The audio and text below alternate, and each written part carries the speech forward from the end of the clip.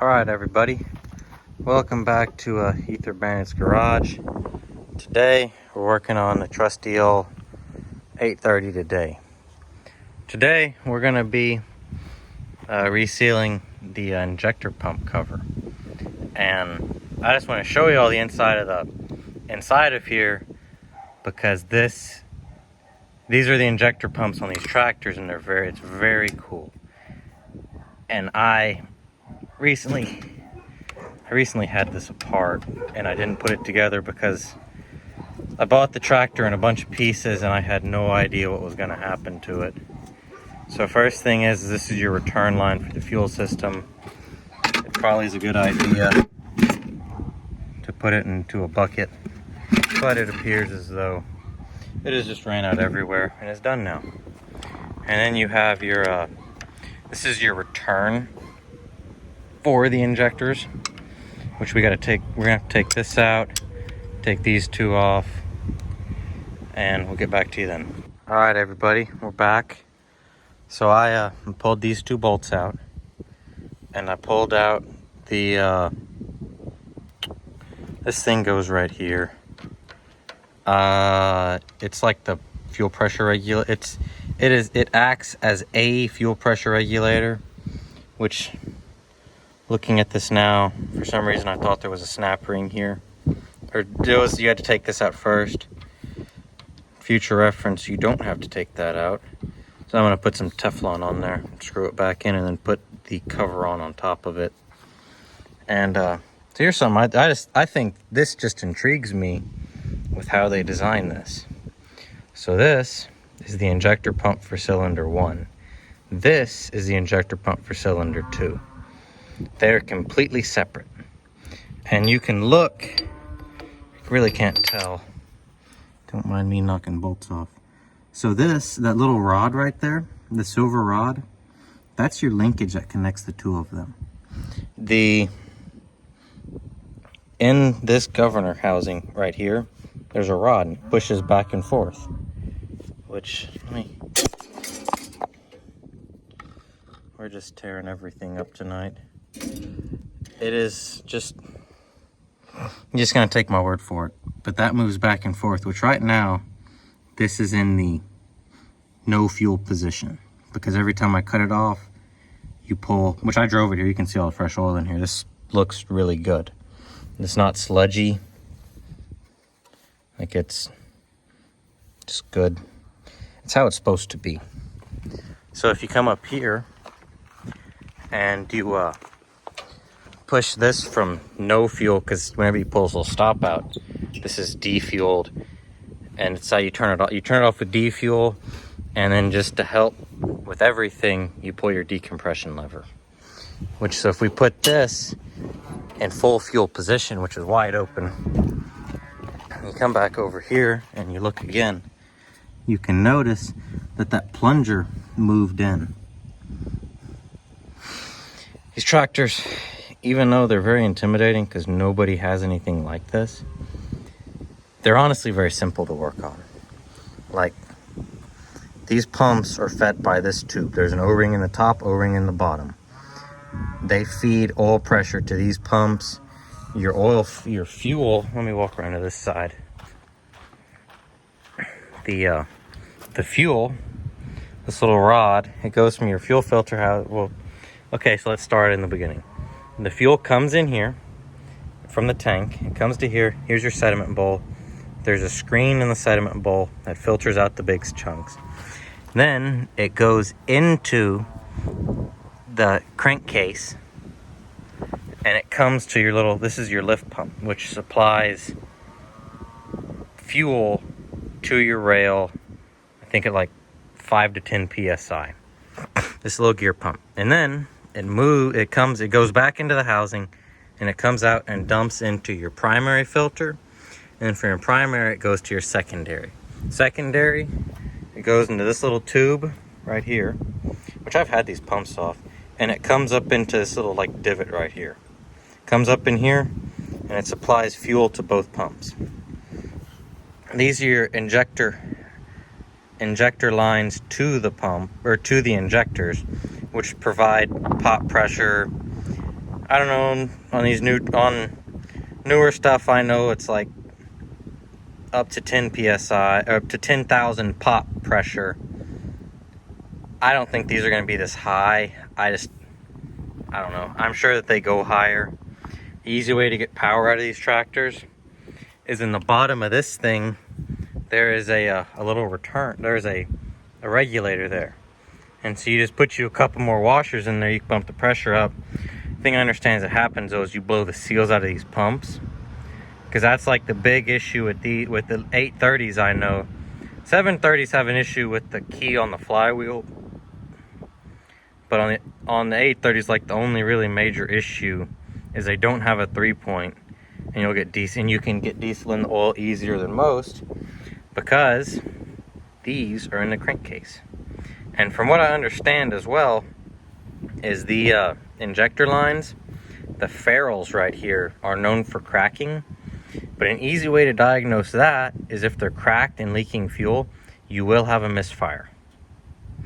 And so, which I've had these pumps off before. It's these 2 bolts and these 2 bolts, and then each pump is held to the rail and timed together. I didn't take the pump. I did not take the pumps off. I did mess that other pump up, but thankfully I had a parts tractor. Well, I'm just kind of dumb, and if you look carefully, okay, there we go. As you can see, that's where that little rod is what is your fuel. That's how you adjust your fueling output. And I was dumb, and I didn't realize, I wasn't paying attention was the main thing. I did not realize that the plunger in the governor housing was pushed out, and then your fuel rail was moved over. And so as a result, whenever that happened, I bolted it down and I bent that rail, or that rack. Yeah, it's your fuel rack. But I essentially took this pump apart, because my other pumps, I bought the tractor and they were sitting underneath the fuel, which just didn't have a fuel tank before it. They were sitting where the fuel tank would have been. And I got the rack out of one of them. I took them both apart, put the old rack with all the internals of this pump, because this pump was absolutely immaculate. Put it in there, and I had an issue with an airlock, and I'll go ahead and tell you how I resolved my airlock issue.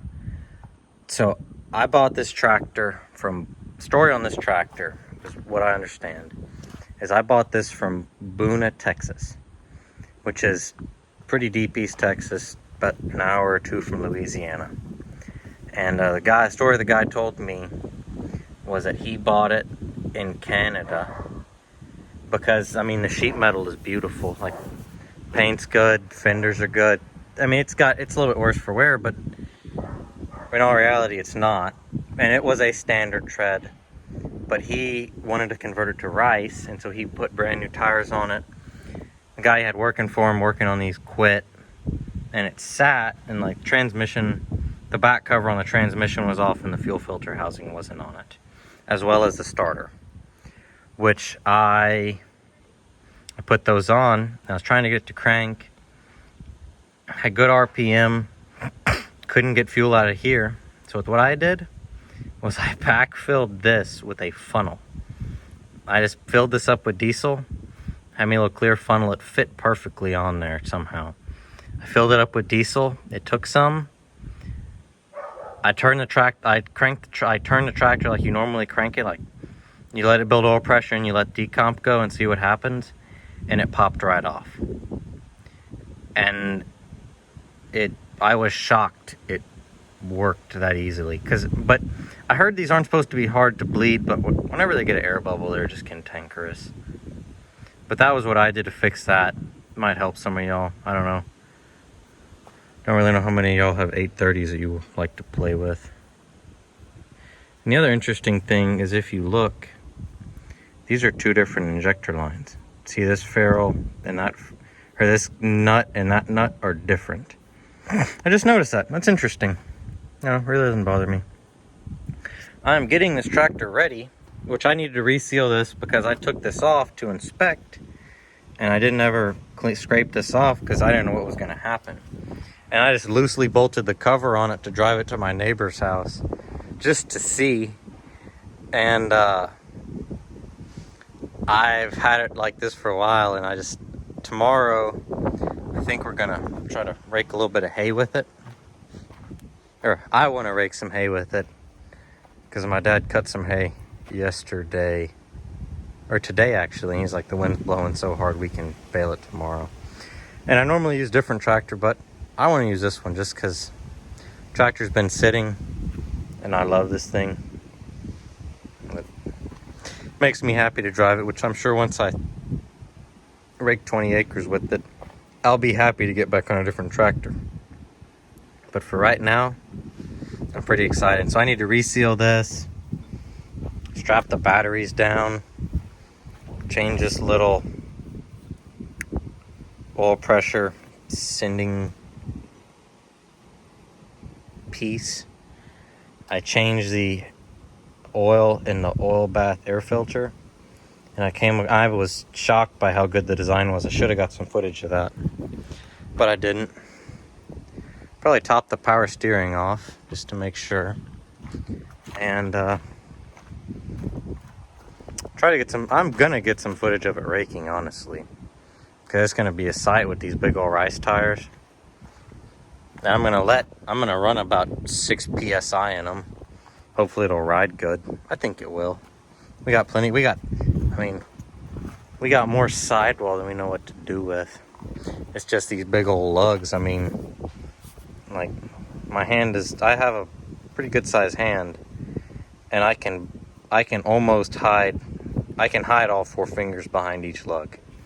If that gives you an idea of how wicked these things are. But alrighty, well, I'll show y'all how we're gonna clean this, and yeah, we'll get back to you in a little bit. Alright everyone, so I got this clean with that, which I have a brass cut brush somewhere, don't know where it is. It kind of sprays brass bits. I just used it, whatever.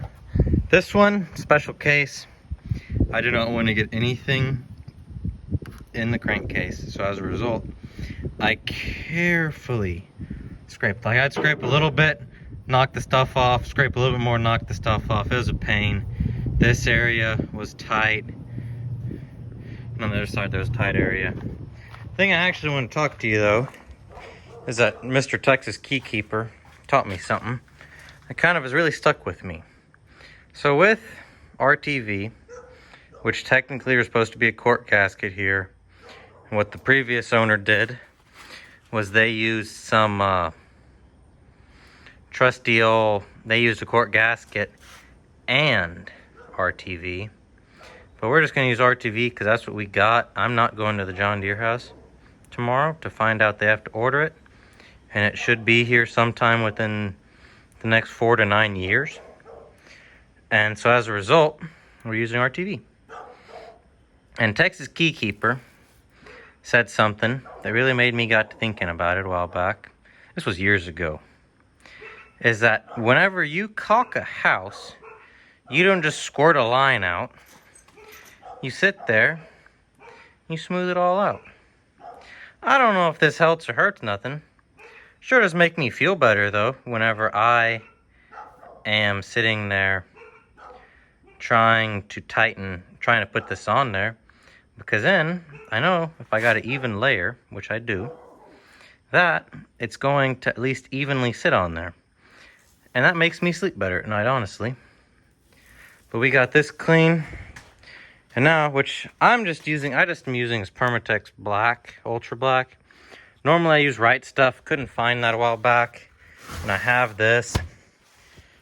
And I'm just trying to use it up. Which I found some at Napa a while back. And they were having a sale, and so of course I had to buy some. But anyways, that's beside the fact. We are getting ready to bolt that back on. Which also another point to talk about is the nuts on, or these bolts. They do have an aluminum crush washer, but it's just gonna have to send a while longer. But I don't know. I really don't. It's a 1959 diesel. If you expect a 1959 diesel to not leak, just go sell all your tractors. Just sell everything and buy you a Tesla. We'll be back to y'all in a second. Alright, so as you can tell, sorry about the flashing, it's just my LED work light. I'm sorry it's dark, it just when it ends up happening. We got that back on. Looks pretty good, pretty clean. So first step that you need to remember to do, which I almost didn't do, you gotta turn the fuel on first. Alright, so we got our fuel on. Somebody must have put that on a little bit tight. So what we're gonna do is, because this is a budget build and you put the words John Deere and you go ahead and tack on 2-cylinder 830, there is nothing budget about 830 John Deere. Because this is a budget build, this is our starter switch right here. When you touch it to right there. So, because I had the fuel system apart, we're gonna see if this thing's gonna crank, which we don't have it in gear. I have decomp pulled with my leg. We just have her hung wide on the fuel. We're gonna let oil pressure build, which is this gauge, which usually makes about 20. And then we're going to let decomp go and see if we have a big air bubble or if it wants to live. Fire in the hole.